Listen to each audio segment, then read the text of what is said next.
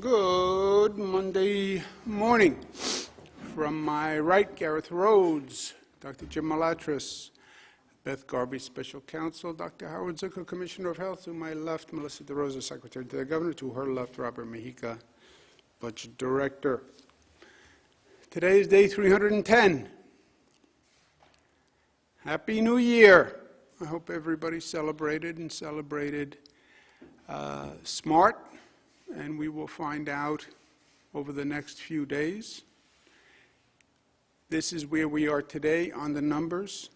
The positivity without the microclusters, 7.7 statewide. With microclusters, 8.34. The microclusters themselves, 9.35.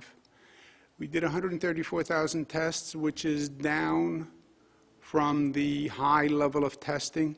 More people got tested before the holidays.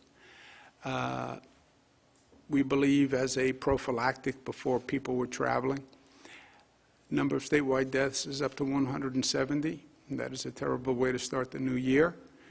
Statewide hospitalizations is up 288. The discharges are 537. The admissions 925. ICU is plus 13. Intubations is plus 28. If you look around the state, there's no change in the regional, regional allocation. Finger Lakes, still the highest percentile in terms of hospitalizations. This is not a fluke. This has been going on for weeks. I've been speaking to people throughout the Finger Lakes. They have to take it seriously. This is a function of that region's behavior.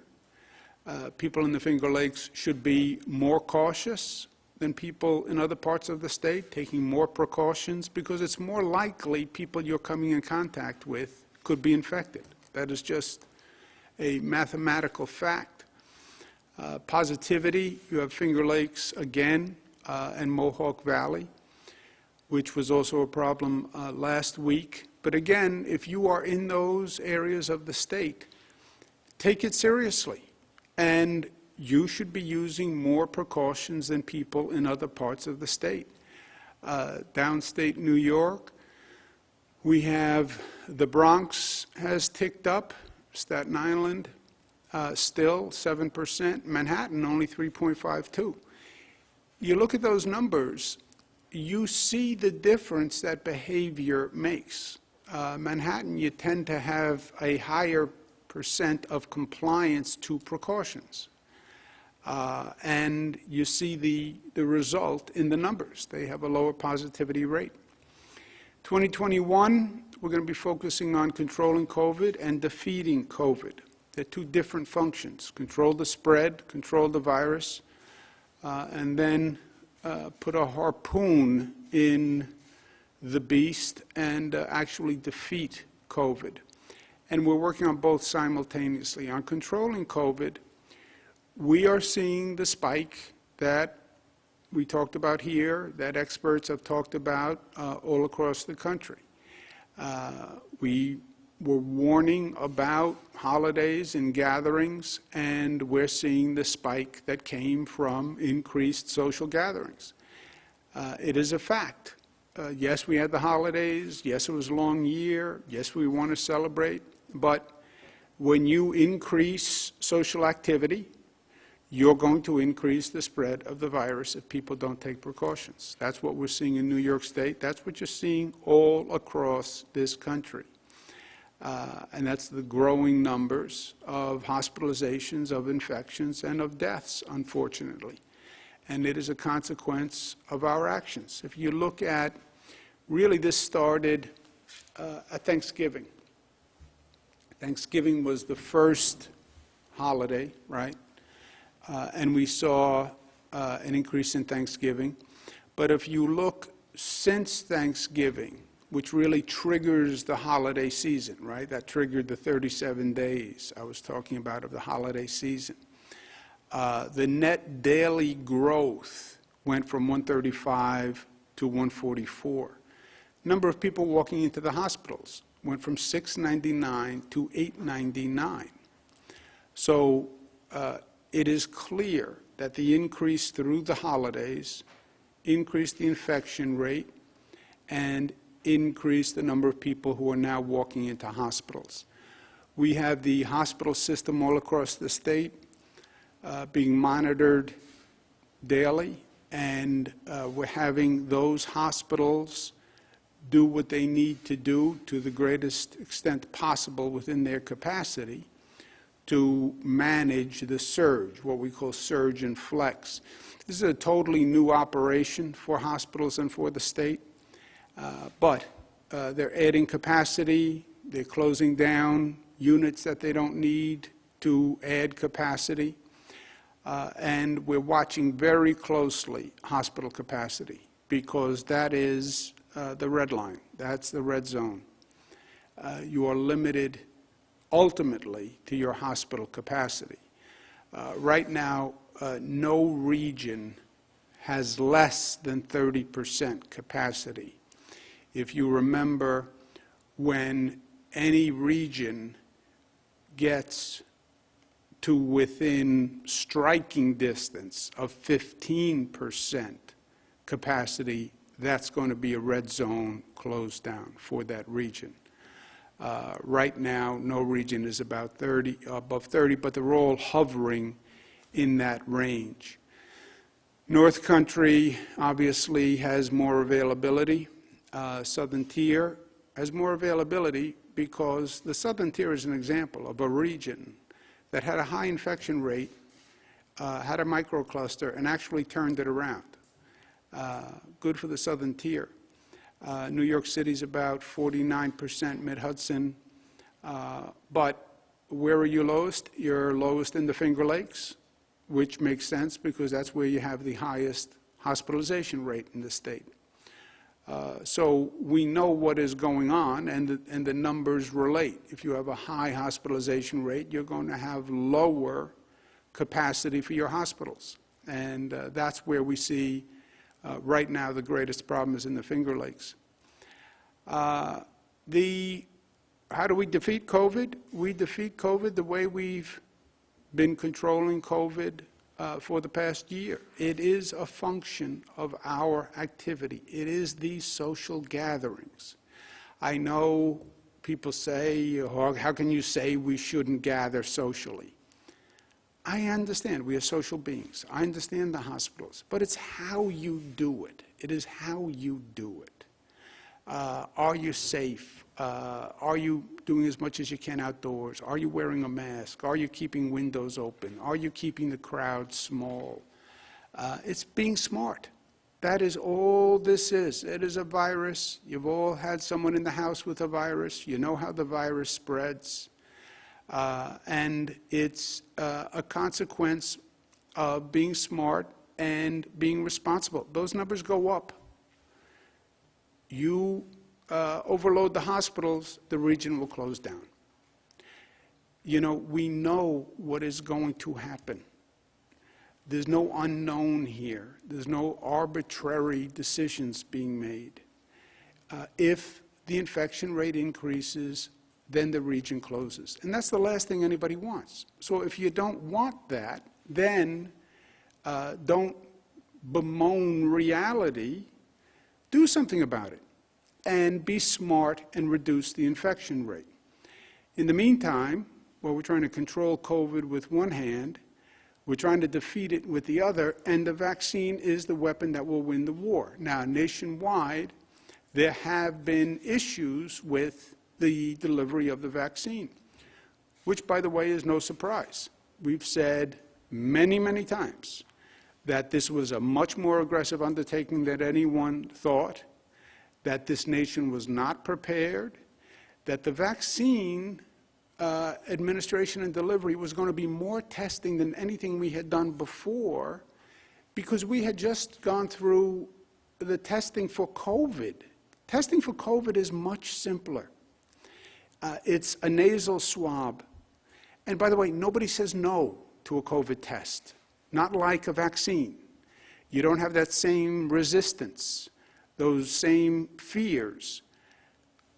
We need to do more vaccines than we have done COVID testing all across this country.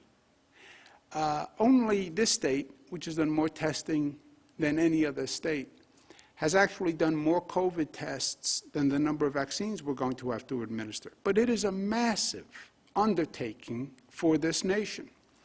Now, it's important to understand how we're doing the vaccine. And think of it in three tranches, if you will.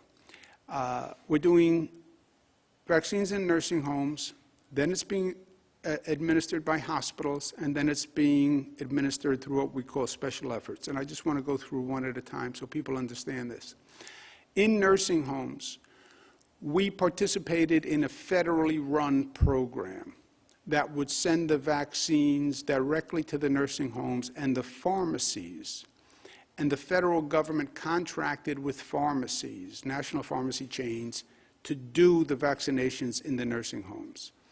That has not been going as quickly as we would have liked. New York is now going to step in and actually expedite the federal program in nursing homes. We have about 611 nursing home facilities statewide. About 288 of them have completed the first dose for residents. You have residents in nursing homes, and then you have the staff in nursing homes. Both are being vaccinated. For the residents, about half of them have gotten the first dose. You can't get more than the first dose yet, because the first dose, then it's 21 days to get the second dose. We are going to supplement and expedite the federal program, and 234 additional dosages will happen this week, which will get us up to 85% of the nursing home residents by the end of this week. And that would be significant progress on the nursing home residents. That will leave about 15% of the nursing home residents that need to be vaccinated, and we want to get that done over the next 2 weeks. So the goal is, over the next 2 weeks, all the nursing home residents vaccinated, and simultaneously we're doing the staff. Under the federal program, they do 1/3 of the staff in 3 tranches, just in case any staff member has an allergic reaction or something like that. They decided to do 1/3, 1/3, 1/3 of the staff, and that will be expedited. We'll be sending in additional personnel into nursing homes to do the vaccines. Some nursing homes can actually do the injections themselves. Nursing homes have staff, many of them, that can actually do vaccines. If they can do it themselves, we're going to go to them and let them do it themselves to further expedite it. But the nursing homes have always been the most vulnerable populations, and we want to get that done, and we want to get that done quickly. The federal program has not worked as quickly as we would have liked. We're going to step in and make it work. That takes us to the hospitals. The hospitals are doing the administration, and that was purposeful. It's also the federal guidance, but it keeps politics out of it. There are 2 types of hospitals in the state of New York. There are public hospitals and there are private hospitals. There were 194 total hospitals in the state. 24 are quote-unquote public hospitals. Public meaning they are managed publicly. And 170 are private hospitals. So clearly the bulk of our healthcare system are our private hospitals. That's been a challenge for us here because these are private hospitals who basically run as private entities. Technically, many of them are not-for-profits, but they effectively are private hospitals, and they've never really been managed as one system before, and we're doing that here. So 24 public and 170 private. The public hospitals are several in upstate New York. SUNY has 6, State University of New York, runs 6 public hospitals. And then we have 11 public hospitals in New York City, which are run by the Health and Hospital Corporation, which is run by the mayor of the city of New York. Westchester County has 2, Nassau County has 1. We need the public officials to manage those public hospitals. As I said, there are 24 of them, and they are in public control. We need those public officials. Here they are, good-looking, all of them, handsome, smiling. I need them to take personal responsibility for their hospitals. This is a management issue of the hospitals. They have to move the vaccine, and they have to move the vaccine faster. The hospitals have been receiving vaccines over the past 3 weeks. Roughly 46% of the total allocation. These are the hospitals that have used the existing allocation the fastest, and those who have used the existing allocation the slowest. I don't mean to embarrass any hospital, but I want them to be held accountable. So what this is saying is the highest performing 10, the lowest performing 10. For example, the highest performing hospital, New York Presbyterian Hospital System, healthcare system, they administered 99% of their allocation. Great.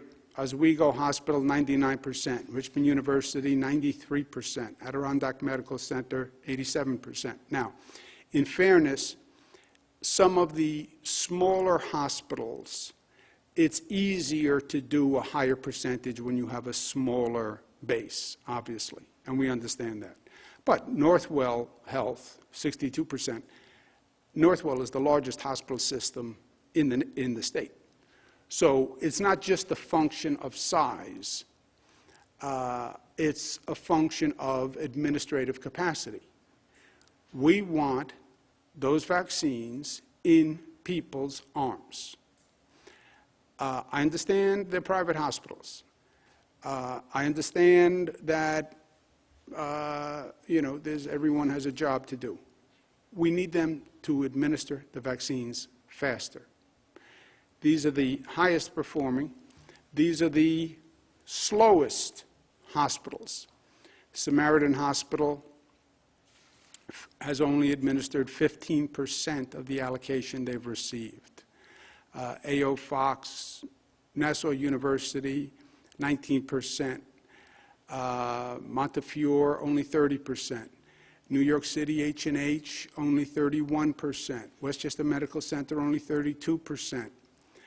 H&H, Westchester, Nassau, those are public hospitals.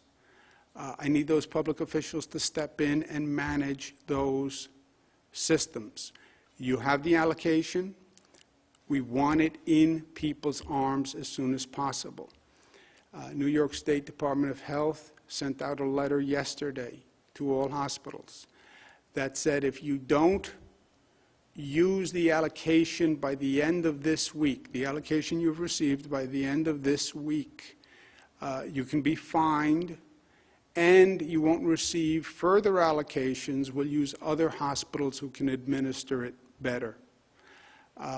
It also says from the day you receive the allocation, you have 7 days to use that allocation. This is a very serious public health issue. And Department of Health, Commissioner Zucker is very firm about making sure the hospitals step up and deliver here. So any provider who does not use the vaccine could be fined up to $100,000. Going forward, they have to use the allocation within 7 days. Otherwise, they can be removed from future distribution. As you saw, we have almost 200 hospitals. If one hospital isn't performing, we can use other hospitals. And if you're not performing this function, it does raise questions about the operating efficiency of the hospital. So we are very serious about it. Third level of operation is what we're going to be special efforts. Special efforts are efforts that the state is going to do to supplement the pharmacies and the hospitals. The state's going to be establishing drive-throughs for public distribution. We're going to be using public facilities, convention centers, et cetera, field hospitals for distribution. And we're going to be using additional retired personnel, nurses, doctors, pharmacists, et cetera, to staff those facilities. So we want to finish the nursing homes. Hospitals are doing healthcare workers. Hospitals will then be doing members of the general public and essential workers.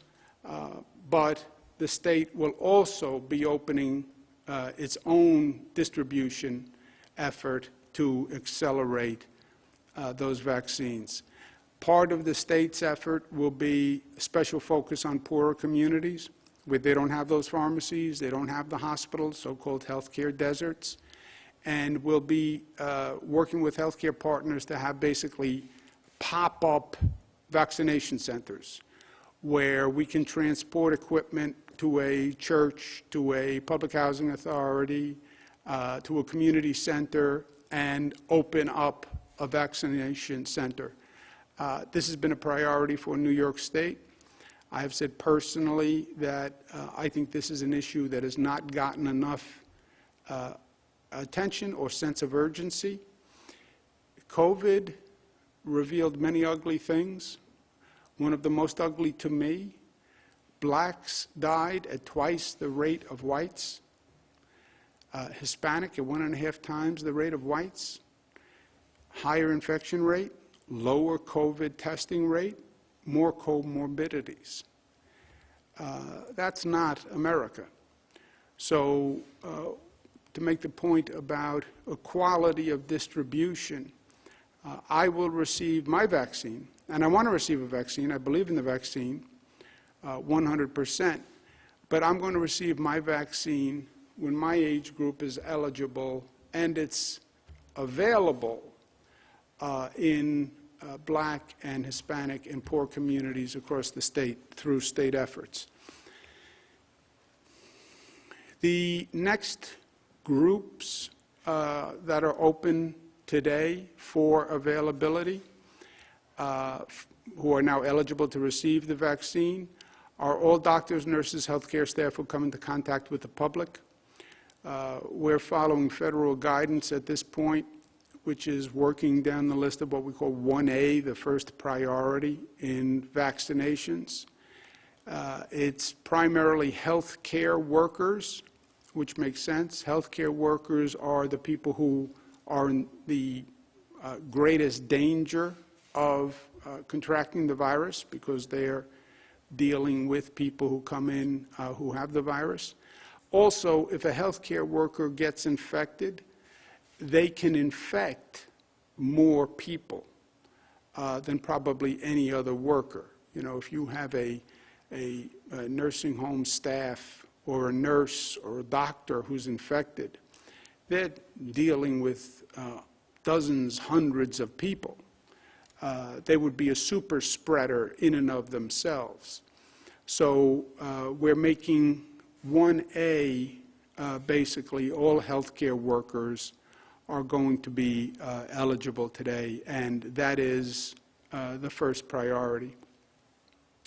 Also, these vaccines are a valuable commodity. I don't think we appreciate how valuable yet.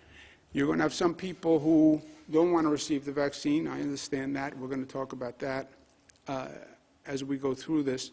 But you're going to have a lot of people who want the vaccine desperately. I would take the vaccine today. It could be a life-saving situation.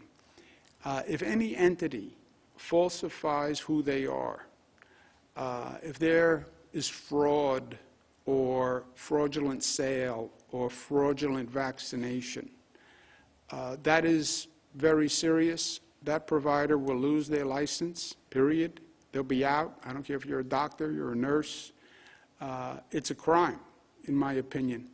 And I'm going to be proposing a law for the legislature when they come back to make it a crime. You know, this vaccine can be like gold to some people. If there's any fraud in the distribution, you're letting people get ahead of other people or friends or family, or they're selling the vaccine, you'll lose a license, but I do believe it should be criminal, and I'm going to propose a law to that effect. On education, state guidance for counties. There are some counties in the state that are over 9% on our numbers. Again, this is on state numbers. Different counties count differently, but for legal purposes, it's the state numbers that matter. For counties that are over 9%, they're doing school testing. If their schools are below the level of positivity in the community, then they can keep the schools open. It is up to the local school district to make that decision. My position has always been, if the children are safer in the school than they are on the streets of the community, then children should be in school. We're testing in the schools, so we know the positivity rate in the schools. We know the positivity rate in the community.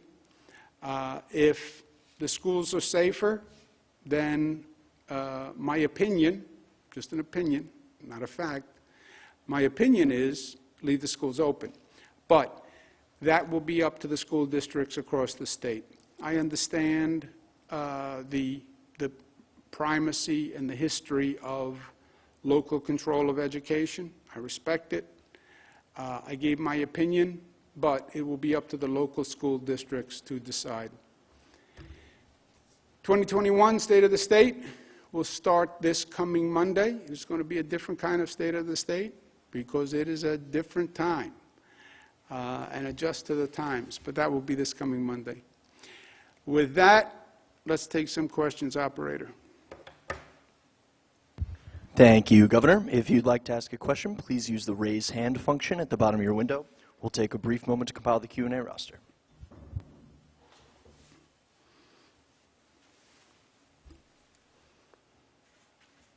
Governor, your first question comes from John Campbell from Gannett. John, your line is now open. Please unmute your microphone. Hi, Governor. Couple things here. One, on vaccines, on the one hand, you're telling hospitals to use their allotment by the end of the week or face a fine, but on the other hand, you're telling them if they mess up the prioritization, they could also face a fine. Are those competing principles there, and is that in any way slowing down the vaccination process? And then my second question is about the Finger Lakes and the Mohawk Valley. You're telling them to take extra precautions, but why aren't you imposing any additional restrictions in those areas if they are being hit harder than the rest of the state? Yeah, John, just stay with me. I didn't hear the second part of the first question. But just, is the fines, you have one fine for hospitals that don't use up their allotment this week. You have another fine for people who mess up the prioritization or administer to people who aren't supposed to be getting the vaccine right now. Are those competing principles, and is that slowing down the vaccination process at all? I'm sorry, I got it. First, the hospitals have been given the vaccines for expeditious administration. If you have been given an allocation and you've only used a third of the allocation, then you shouldn't have the allocation. We have options, John. You have some hospitals that are doing 99% of the allocation, 60% of the allocation. They're much better at administering. I want to get needles in the arms, and I want to get that done as quickly as possible. If there are some hospitals that are better at doing that, then they should be doing that.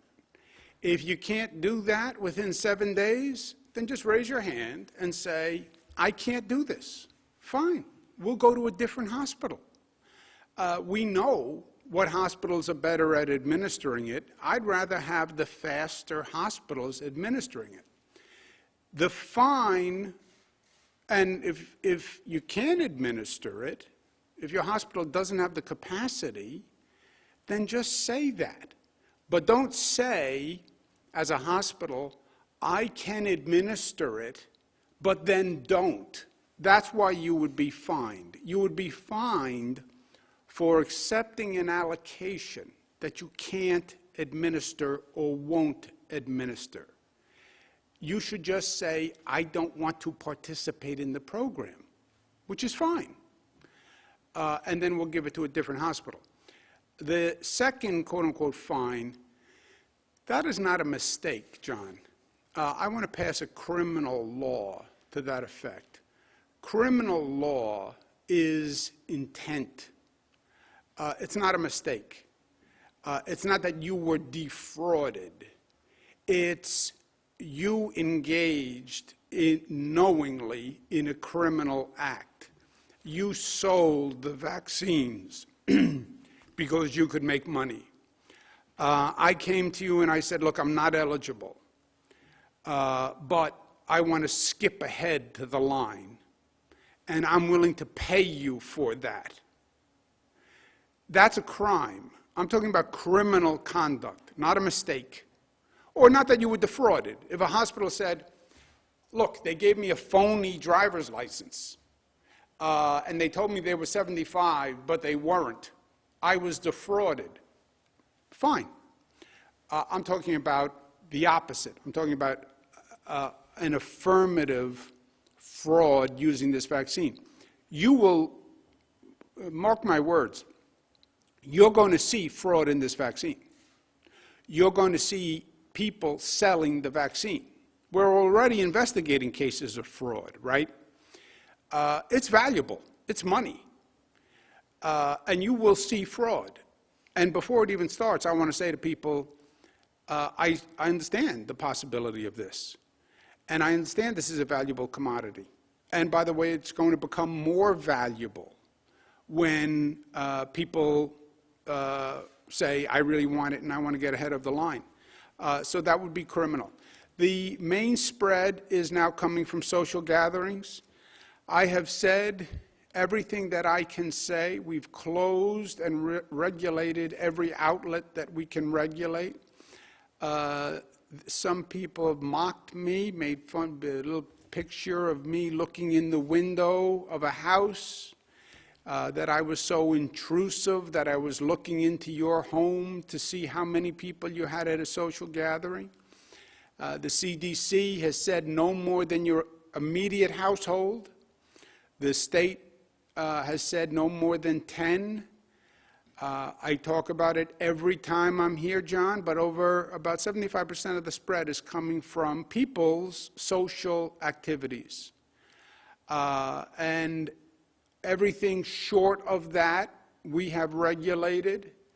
The only place to go over that is a hospital capacity becomes problematic, then we go to full shutdown, and that's a red zone.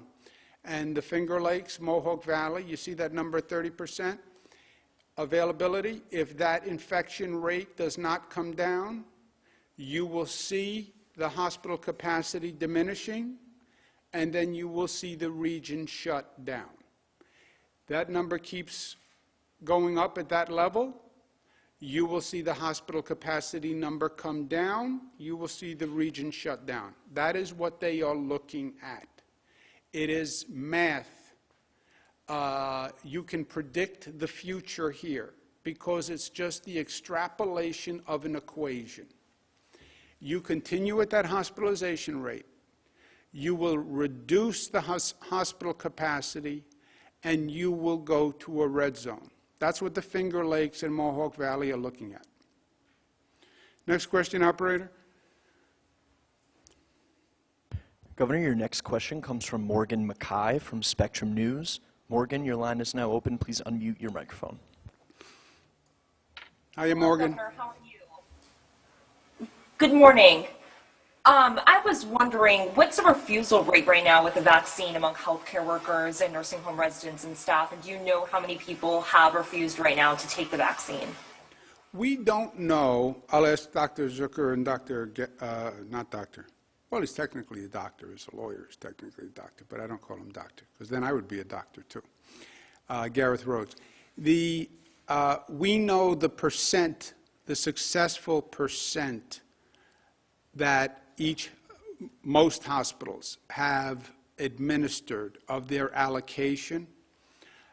We don't have a definitive breakdown of staff who didn't get it versus staff who wouldn't take it. We have anecdotal.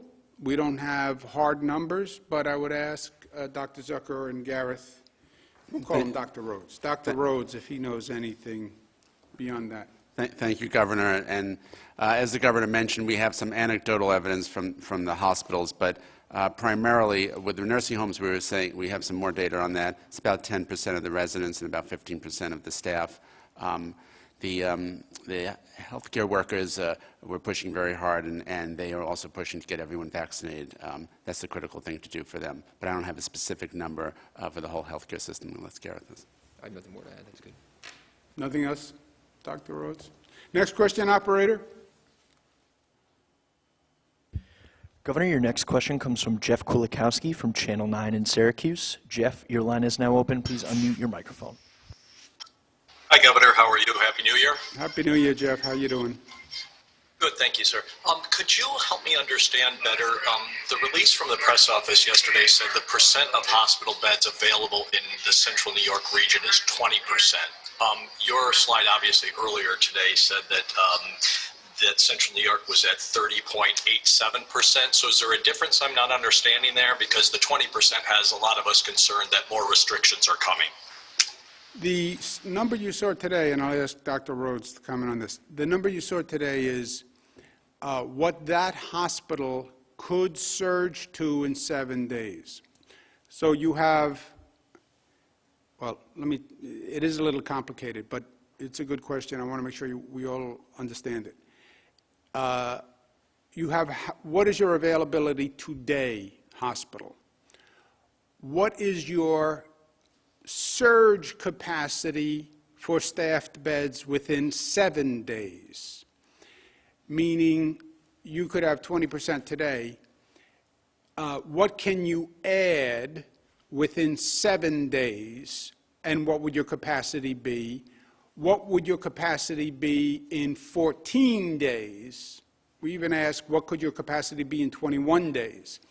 So you can have a 100-bed hospital, and I can have 80 people in those beds, so I have a 20% capacity. But I also have an ambulatory center, and I can close the ambulatory center, and I can make those hospital beds. But that would take me 7 days. So then I could give you one number for today, but I have capacity to make some changes and add beds, and that's the 7-day surge. You give me a little more time as a hospital, I could hire more staff, and I'd have a 14-day surge capacity that is a little greater. So you have capacity today, your ability to surge and add, which is either beds or staff, or sometimes both, in 7 days, 14 days, 21 days. But Gareth, you want to comment on that? Yes, the Governor is exactly right. These are what the information the hospital gives the state every single day. This number of staffed acute care beds that are currently available, it's a number we watch very, very closely. We watch the rate of hospital admissions, what the growth rate is, and we can project that out. And then what can you build within 7 days? Again, acute care, staffed beds. It's an important metric to be able to know that these hospitals can provide the type of care to a certain number of patients over a period of time. So the Governor is exactly right in the way he described it. Okay, operator, next question. Anyone want to add anything? Correct anything? Misstatements, misfacts, miscues, misinterpretation? Operator? Governor, your next question comes from Dan Clark from PBS. Dan, your line is now open. Please unmute your microphone. Hey, Governor, can you hear me? Yes, sir, Dan. Happy New Year. Happy New Year to you as well. So you said something sort of ominous that next Monday will be the start of the State of the State. Can you give us any more details? Are we looking at more than one speech? Will it be done virtually just because obviously you don't want to have a super spreader event? What are we looking at for State of the State? Governor is super spreader. Now that would be a story. Governor super spreader, State of the State. It shouldn't be ominous, first of all, Dan. It should be intriguing. Look, this is a different year, and there will be no crowd, so virtual, whatever you call this. But obviously you can't bring a crowd together. There's no crowd, so you don't have a convention center, you don't have 1,000 people in the convention center. But actually, you have many more people paying attention to these types of communications than we ever did before for the state of the state. We have hundreds of thousands of viewers on this. But it will be different, and this is also a different kind of state, not just in the mechanism, but this is going to be a different state of the state because it's a more challenging year for the state, and we have more to do. So I'll leave it at that for now, because I want to have a little suspense, not ominous. It's going to be good. I know you love to listen to my speeches and remarks, Dan, so it's going to be very good. Question, please, operator. Your next question comes from Kevin Tampone from the Post-Standard. Kevin, your line is now open. Please unmute your microphone. Hiya, Kevin. Yeah, hi, Governor. Given what you were just saying to John earlier on the zones, how should we think about the microcluster zones going forward? There hasn't really been much change over the last couple of weeks, either in terms of taking zones away or shrinking them or adding new ones. I know here in Syracuse we're hearing from a lot of restaurant owners and other business owners that are affected by the restrictions that are sort of wondering where things are going, when things might be lifted or whether more restrictions are coming. I guess I'm just curious for an update on how we should think about that at the moment. Well, Kevin, think about it this way. The question one, reduce restrictions. To reduce restrictions, you would have to see a reduced rate. Why would you reduce restrictions when you see the rate increasing? What you're seeing is, despite the restrictions, the rate is increasing. Experts will tell you, and I believe, without the restrictions, it would be increasing faster. If the rate continues to increase, you're going to run into a hospital capacity issue. That is a function of math. When you run into a hospital capacity issue, then we have to close down the economy. And Kevin, well, we don't want to close down the economy. That's terrible. It is terrible. It is. And yes, that is a last resort. But that is a function of our behavior. The Finger Lakes, you see for weeks the numbers going up. You see the positivity rate go up. You see the hospitalization rate go up. You see the hospital capacity go down. That is going to lead you to a close down. There is no alternative. So people are in control of their own destiny.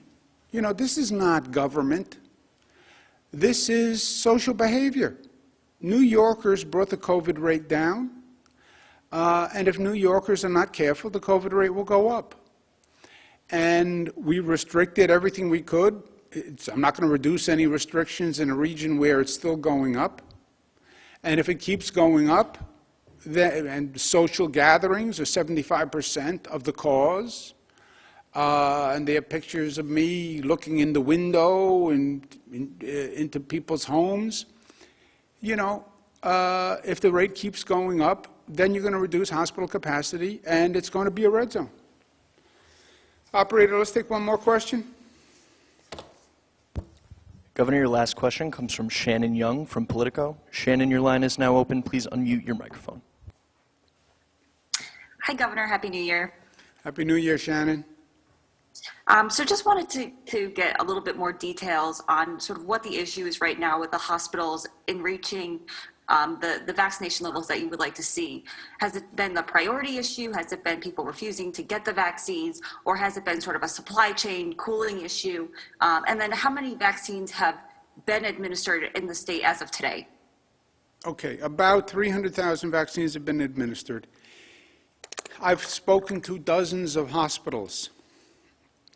I may go to medical school after this experience. It's all of the above, Shannon. There is no one cause. But let's just remember what we're doing here. The federal government set guidance on prioritization of who should receive the first vaccines. We agreed with the federal prioritization on the top priority, what they call priority 1, hence top priority. Priority 1 is inarguable.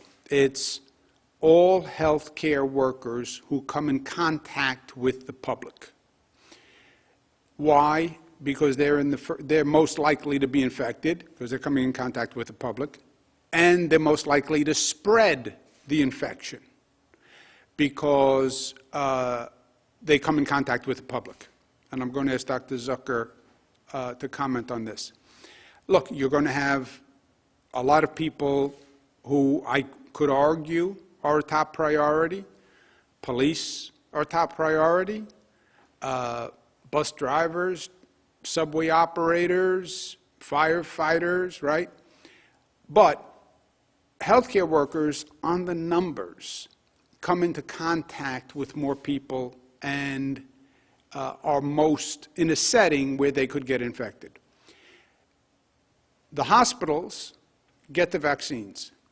They can store these vaccines, both the Pfizer and the Moderna.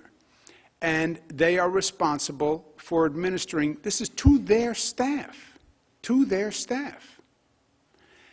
How are some hospitals at 99% and some hospitals at 15%? I have heard nothing besides the urgency and the management capacity and efficiency. You know, they all have the storage capacity. Some are at 99%. Now, well, some people will refuse to take it. Some healthcare workers will refuse to take it. But that can't be the issue because they're at 99%. They have more, they have healthcare workers who they haven't reached yet. So even if you want to say a small percentage of healthcare workers won't take the vaccine, that's not where they're at. Now, it's only been 3 weeks, and you could argue that, well, I'm being very aggressive in trying to get the vaccine out the door quickly. I am. I don't want the vaccine in a freezer. I want it in somebody's arm. So, yes, I'm being aggressive. But if some hospitals can get 99% out, you can't explain the deviation between 99 and 15. And I haven't heard a good explanation that's anything other than within their own bureaucracy and their own administration within their own bureaucracy. Now, they'll say to me, it's only been 3 weeks. And for some hospitals, it depends on your calibration. You could argue that 3 weeks is a short period of time. I think 3 weeks is a long period of time. And also, Shannon, the hospital doesn't have to participate. If they don't want the pressure of doing it, I understand, fine. Then just say, I don't want to participate. And then we'll send it to another hospital in that area that will participate and can do the employees of that hospital plus their own employees. I don't have any problem with that. I do have a problem with the hospital saying they're going to participate, receiving a scarce vaccine, and not administering it. But I have not heard any explanation other than it's only been 3 weeks, and not everybody comes in every day, and people have different shifts. You know, it's all the bureaucracy. It's bureaucracy. But, Dr. Zucker, who happens to be a doctor and probably is more sympathetic to the hospitals and the bureaucracy than I am. See, I operate by the doctrine of constructive impatience, Shannon, constructive impatience. There's always reasons to go slow. There's always reasons why it hasn't gotten done, especially in government. Constructive impatience is, I am impatient, but it is constructive. I'm impatient that it has been 3 weeks and the vaccines haven't been administered. I am impatient. Well, that's a negative. No, I think it's constructive impatience. This is a matter of life and death. So yes, I'm impatient, but I think it's constructive. Dr. Zucker? Thank you, Governor. So I think part of this also is a sense of urgency, as the Governor mentioned. The hospitals that are sitting at 99%, there's a sense of urgency within the hospital to move things forward. And having worked in hospitals, when you feel there's a priority, you push and you move it forward. So those at the top end, obviously, there's a sense of urgency there. On the other end of the spectrum, if you look, there's the 15%, there's the 32%, 31%. So, for example, in the H&H system, you have the mayor runs the H&H system, the Health and Hospitals system. So they have 23,000 eligible employees. 12,000 of them have been vaccinated. They've received 38,000 vaccines. So those other 11,000 employees need to get vaccinated. There needs to be a sense of urgency there. And as the governor mentioned, the issue is that those employees, whether it's in the system, the H&H system, or any of the other hospitals, they are the front-facing healthcare workers. They are sitting right opposite a patient who has a medical condition who, if they get COVID, are more likely to get ill, end up in the hospital, or stay in the hospital and, unfortunately, potentially die. So there is the sense of urgency, and I urge everyone to recognize that this is a high priority in the hospital system all across the state. And Shannon, let me just double down on the constructive impatience. We're doing healthcare workers as the first tranche. First, we want those healthcare workers vaccinated for their safety and the safety of the public. If you are a nurse who is doing COVID testing, nasal swabs, if you are infected, you could come in contact with hundreds of people in one day. They have the greatest probability of being a super spreader. So yes, constructive impatience to protect the healthcare worker and to protect the public who the healthcare worker is dealing with. That's why healthcare workers are the first priority. And constructive impatience because we want to get through the healthcare workers so we can get to the next tranche, which are the police and the bus drivers and the train operators and people with comorbidities and older people who are most vulnerable. We have to get down that list to get to people who are very vulnerable today. So yes, constructive impatience. Thank you very much.